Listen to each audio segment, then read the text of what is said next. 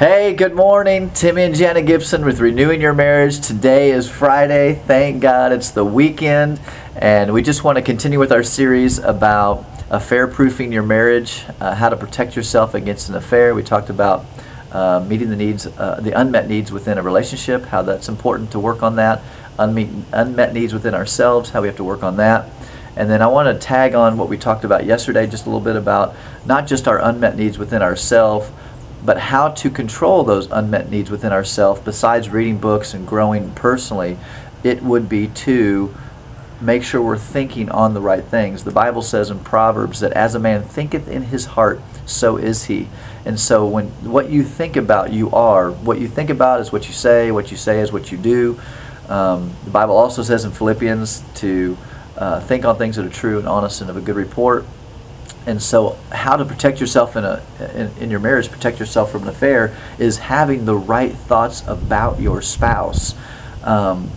It's so important that we think the right things, even though there might be issues. I mean, everybody has issues. That's just life.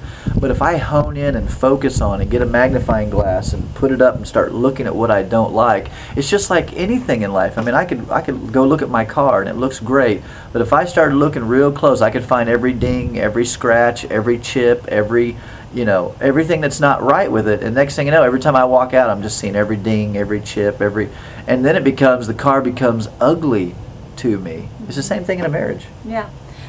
Because we're imperfect people and we do imperfect things, and we as women sometimes we will go to our girlfriends and only talk about those negative things or the things that are bothering us, and so and then sometimes they chime in and will just feed that fury and that fire, and then you'll come home and you're mad and your spouse has no idea why he's gotten uglier to you. Yes. and he's just a big old jerk. And so it becomes a slippery slope.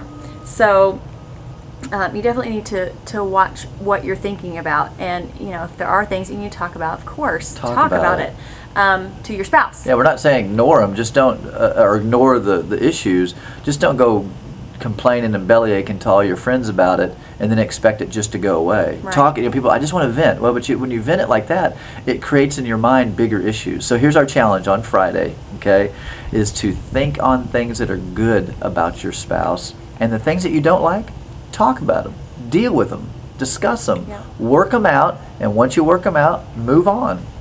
All right, God bless you. Have a great Friday.